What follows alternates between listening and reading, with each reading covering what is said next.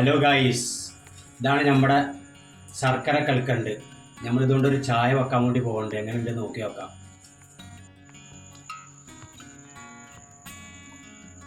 Steel പാത്രത്തിൽ നല്ല തിളച്ച പാൽ എടുത്തതിൻ്റെ ശേഷം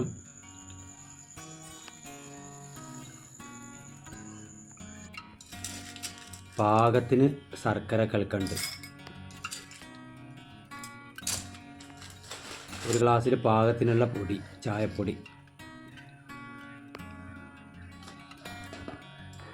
ഈ തിളച്ച പാല് അതിൽ പാർന്ന് കൊടുക്കുക.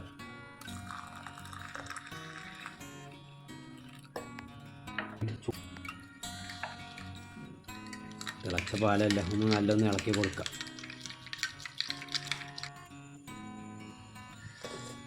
അയ്യോ,